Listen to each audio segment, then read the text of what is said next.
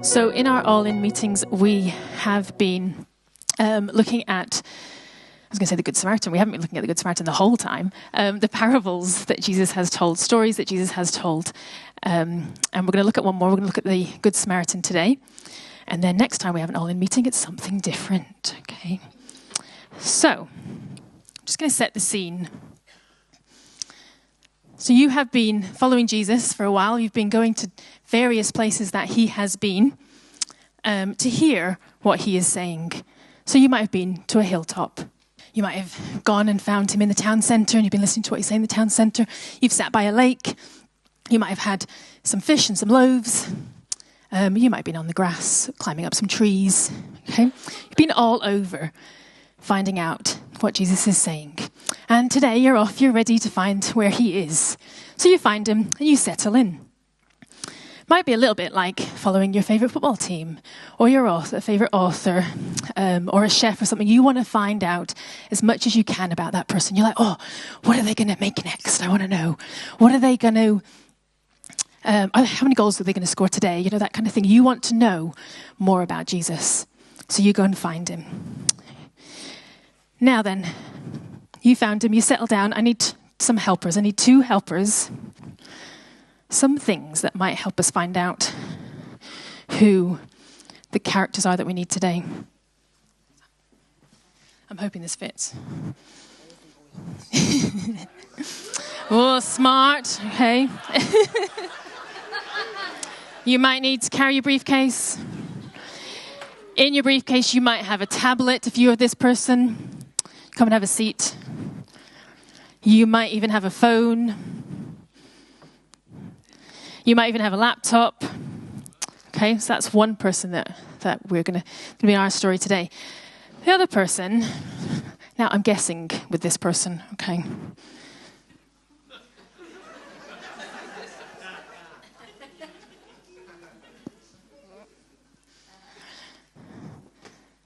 I'm going off what my children have told me here for this person. I think they're probably wearing sandals. You can put them on or not, up to you. And I'm not really sure what he wore.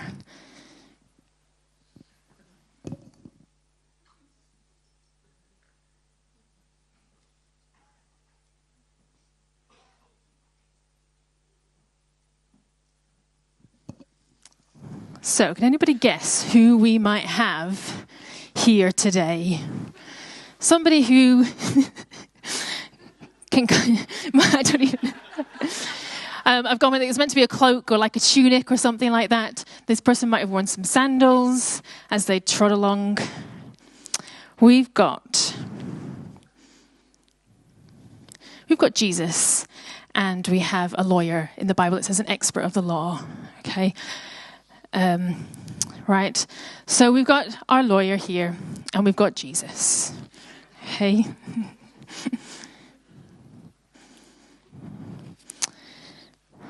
Now, the lawyer. So you're sat, and you're ready to listen to what Jesus has to say next. Okay.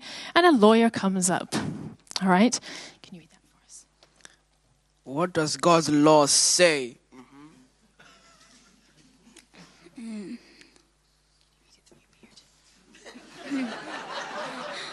What do I have to do to live?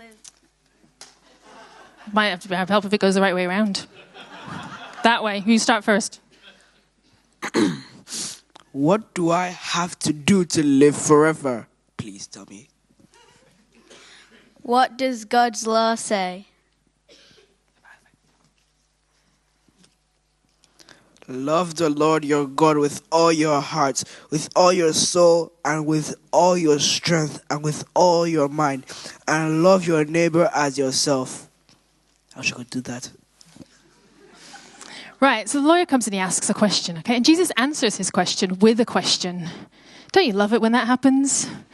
You go and ask somebody a question, and they answer your question with a question. Like, no, just tell me the answer. That's all I want to know. Just tell me the answer. But they're trying to make you think. They're trying to make you work, what do I really think about this? And is that really the right response? Okay. So the lawyer responds, love the Lord your God with all your heart, with all your soul, with all your strength, and with all your mind, and love your neighbours as yourself. And Jesus says, Yes, that's right. Do that and you'll live. Great. Easy. Done. Dusted. Yeah? No, the lawyer's not satisfied. No, he wants a chance to get out of it. It can't be that easy. Or is it that easy? Actually, I want it to be that easy. But I'm just going to check that it actually is that easy. Yeah? He wants a way out. My children sometimes want a way out. And I'll say to them, can you clear the table for me? So they'll take the dishes and they'll put the plates by the dishwasher. And they'll get the salt and the pepper and they'll put it on the counter. And that's not what I asked you to do. Here it is. You said clear the table. You know exactly what I meant. Do it properly. Yeah, they try and get out. They find a get out clause. So the lawyer says, I just want to check. Wait, I've got another question. 1 sec. Okay, then. Who is my neighbor? If you're so smart. So he asks, who is my neighbor?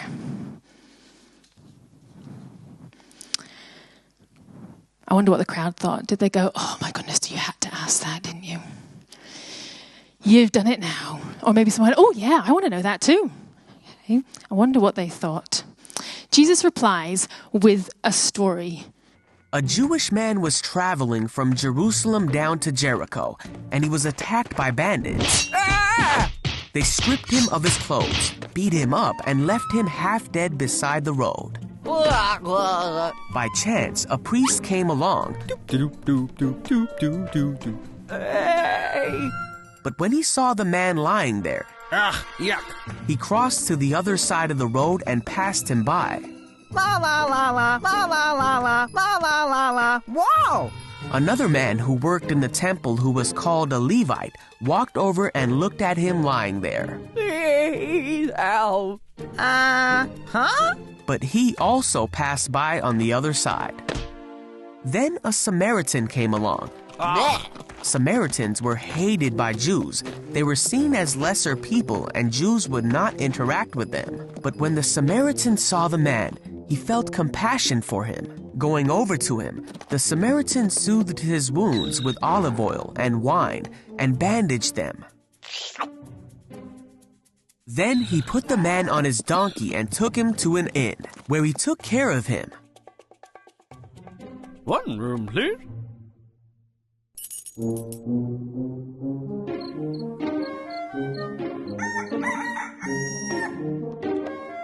The next day, he handed the innkeeper 2 silver coins, telling him, "Take care of this man. If his bill runs higher than this, I'll pay you the next time I'm here." Now, which of these 3 would you say was a neighbor to the man who was attacked by bandits? The man replied, "The one who showed him mercy." Then Jesus said, "Yes, now go and do the same."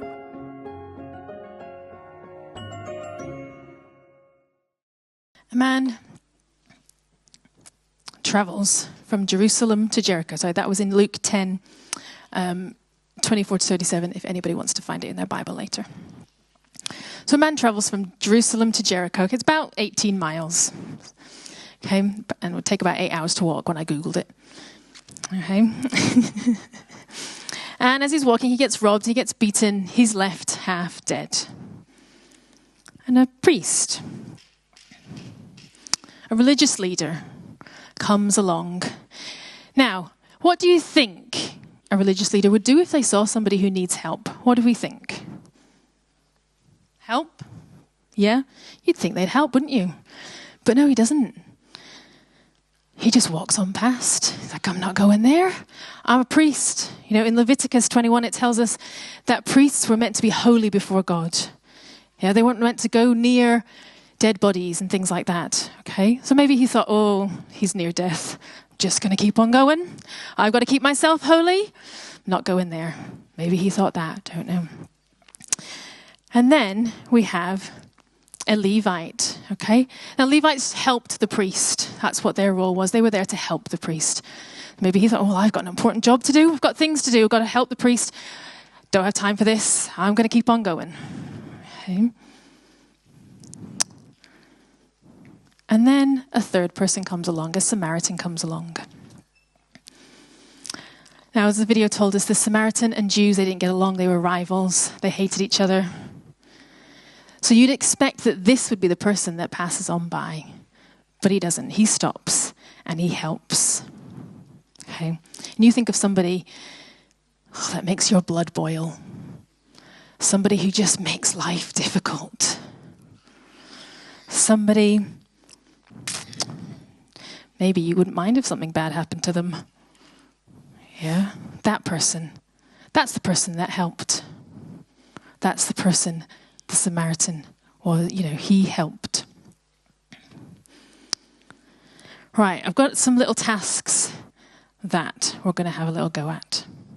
So, on each row, there is some paper. So, there might not be enough for everybody in the row, but if you want to grab a bit of paper. So, who thinks that they can fold a piece of paper in half 7 times? That's what I want you to have a go at. Can you fold a piece of paper in half 7 times? Anybody there? Anybody able to do it? 7 times in half. Has to be in half. No cheating. Can you fold it in? Oh, not sure. Does that count? Is that folded in half? Don't think so. All right, can you fold it 8 times? Benjamin's got 7. He thinks he's got 7. Can he get an 8th? Anybody manage to do it? Seems a bit impossible, doesn't it? Okay. All right, it's quite difficult to do, to fold a piece of paper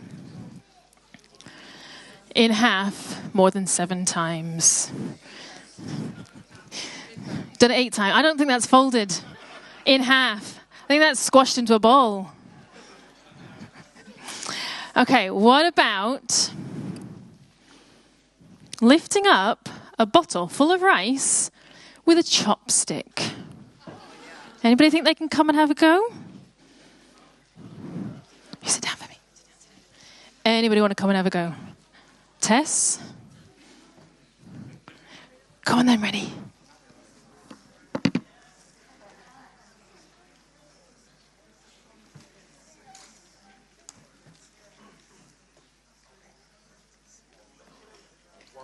One chopstick.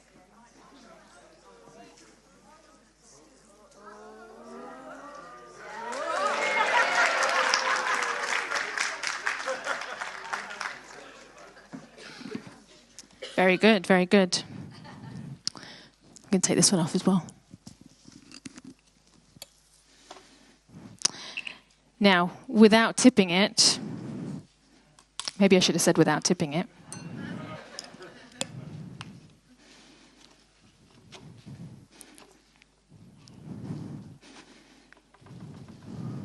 It's not going to work now. I did this earlier this morning.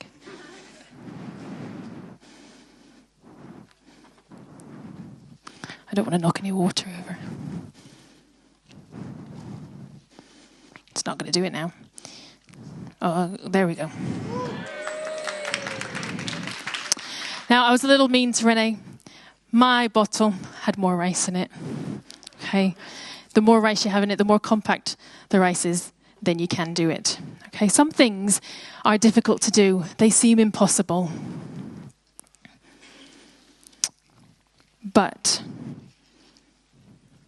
we're still asked to do them by God. We're still asked by God to go and love our neighbour, to love that person that makes our blood boil. Okay. If I only show love to those who show me kindness, I'm not showing God's love. That's easy to do. I can easily show somebody love who shows me kindness. Yeah, but that's not what God wants. Okay, God's world is upside down. His kingdom is upside down. He asks us to do things that seem difficult, that seem impossible. But we've got God with us. Yeah?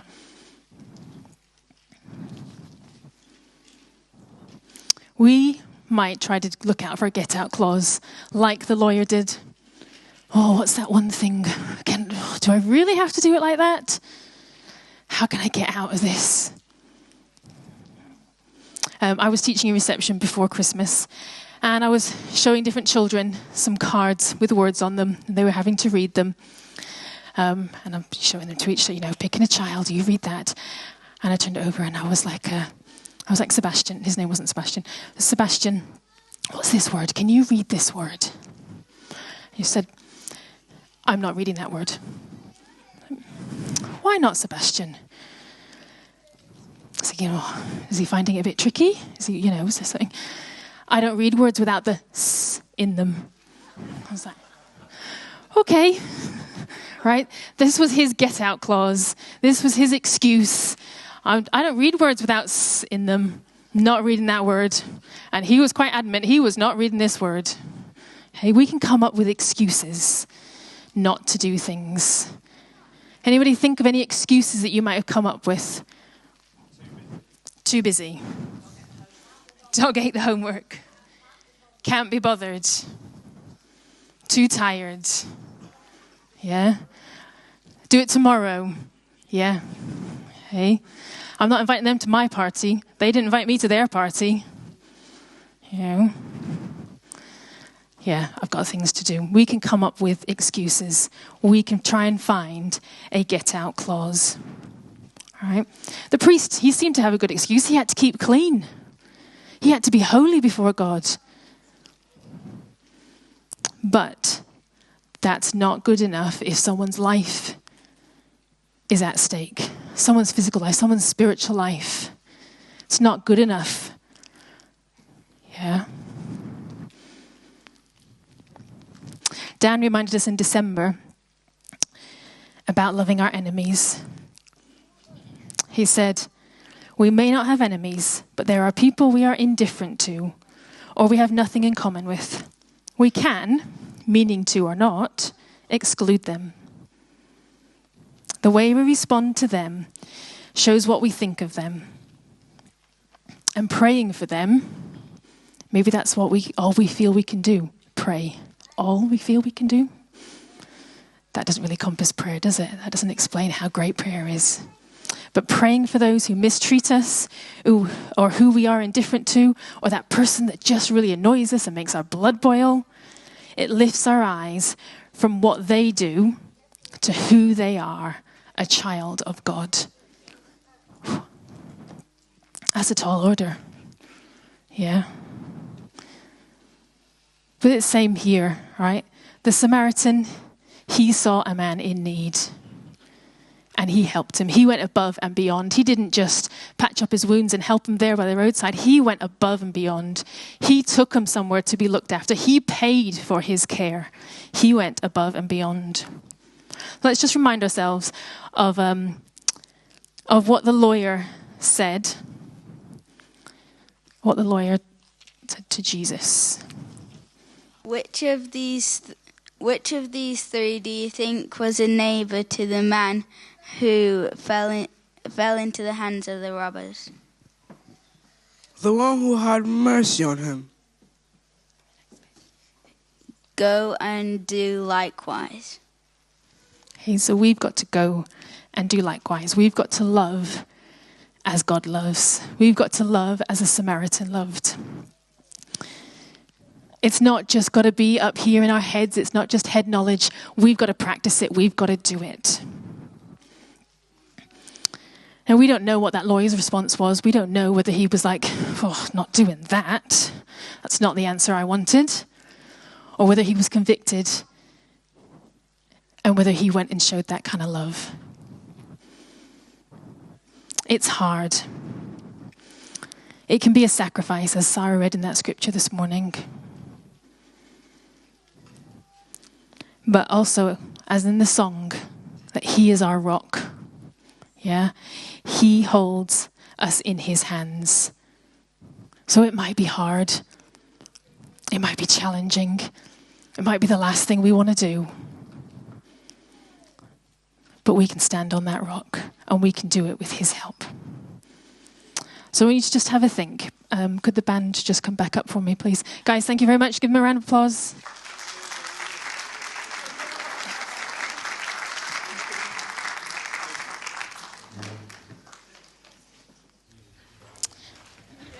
I just want us to think, thank you, what might our response be? You know, I want you to think about that person that you find hard to get along with, that person that might have wronged you, that person that makes your blood boil, maybe even that person that you're just a bit indifferent to. I want you to think about that person and think, how can I show them love?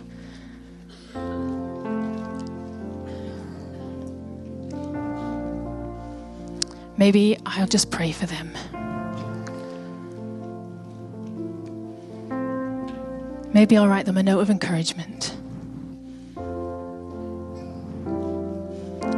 Maybe I just won't ignore them. Maybe I'll actually say good morning. You know, maybe I'll try and find something out about them. So I want you just to take a moment and to think about that. I want you to be specific as you chat to God about it. I want you to have a person in mind, and I want you to think of something specific that you can do to that person, for that person, with that person. I've got some pens and some paper. I often find sometimes that writing it down, as well as just having that conversation with God, you know, that like, I am committing to do this, Lord. So I've got some pens and paper. You can come and grab one, or you can use the folded bit of paper you have and write down what you're going to do to show God's love to that person. Thank you, guys.